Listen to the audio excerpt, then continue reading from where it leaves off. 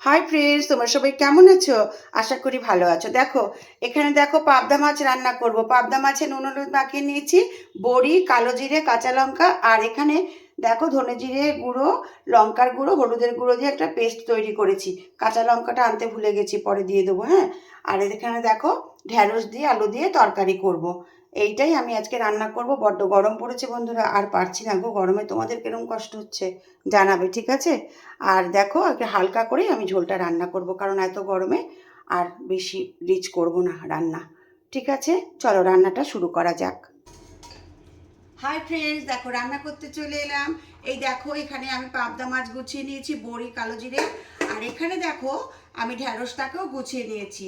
আমি এখানে দেখো মাছটা ভাজতে বসিয়ে দেবো। এখানে মাছটা ভাজতে বসিয়ে দেবো বন্ধুরা, আর এখানে দেবো ঢ্যাঁড়সের তরকারিটা বসিয়ে দেবো। একসাথে দুটো রান্নাই বসিয়ে দেবো আমি আজকে। বড়িটাকে আগে আমি ভেজে, আর এখানে দেখো আমি তেজপাতা আর সাদা জিরে ফোড়ন দিয়ে দিলাম। এবারে এর মধ্যে আমি আলু আর ঢ্যাঁড়সটাকে ভালো করে আগে ভেজে নেব। এর মধ্যে নুন দিয়ে দিলাম, হলুদ দিয়ে দিলাম,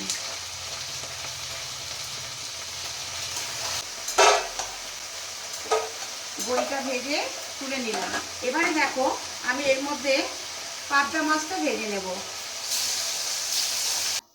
মাছ আর বড়িটা আমি ভেজে তুলে নিয়েছি।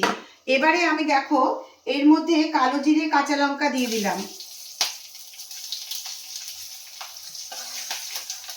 এবারে আমি একটা মশলার পেস্ট তৈরি করে রেখেছিলাম, সেটাকে আমি এর মধ্যে দেখো এই পেস্টটাকে দিয়ে দিচ্ছি। দেখো এর মধ্যে আর কিছু কাঁচা লঙ্কা আমি দিয়ে দিলাম গোটা। এবার মশলাটাকে আমি ভালো করে কষিয়ে নেব। আর এখানে দেখো ঢ্যাঁড়সের তরকারিটা আমার অলমোস্ট ডান। আদা বাটা দিয়ে কষিয়ে নিলাম, নিয়ে আমি এর মধ্যে ধনে জিরের গুঁড়ো অল্প একটু দিয়েছি, আর দিয়েছি একটু সামান্য হলুদ আর একটু মিষ্টি।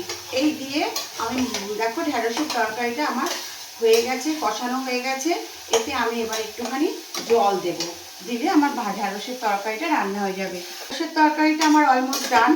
এটাকে আমি এবার সার্ভ করে দেবো। হয়ে গেছে, ব্যাস কমপ্লিট। আর দেখো এই মাছের এটাও আমার কষানো হয়ে গেছে। এতে আমি এবার জল দিয়ে দেব। জলটা ফুটলে তারপর আমি মাছ আর বড়িগুলো দেবো, বুঝলে? বড়ি আছে তো বন্ধুরা, বড়িতে একটু ঝোল টেনে যায় বলো। আর এই যে যে মাছ আর বড়ি আমি ভেজে রেখেছি, এর মধ্যে এখন আমি এগুলো দিয়ে দেবো, বুঝলে বন্ধুরা? এই বড়িগুলো কিন্তু আমার কেনা নয়, বড়িগুলো আমার বাড়িতে বানানো, আমি বানাইনি। আমার বোন আমার বোনের বাড়িতে বানিয়ে আমাকে দিয়েছে, বুঝতে পারলে? ও একজনকে দিয়ে বানিয়েছে, খুব টেস্টি। আর ঝোলটার টেস্টটাও খুব সুন্দর হয় এই বড়িটা দিলে। এইটাই হচ্ছে বোন, বলো। পাবদা মাছের ঝোল আমার কমপ্লিট হয়ে গেছে। এবার আমি এটাকে সার্ভ করে দেব। আমার অনেক ভালোবাসা নিও তোমরা। দেখো বন্ধুরা, পাবদা মাছের হালকা ঝোল আর এখানে আছে ঢ্যাঁড়সের তরকারি রান্না করে আমি সার্ভ করে দিয়েছি। ভিডিওটা যদি তোমাদের ভালো লেগে থাকে তবে একটা লাইক কমেন্ট করো, আর পরে অন্য কোনো ভিডিও নিয়ে অবশ্যই তোমাদের সামনে চলে আসবো। অনেক অনেক ভালোবাসা, টাটা।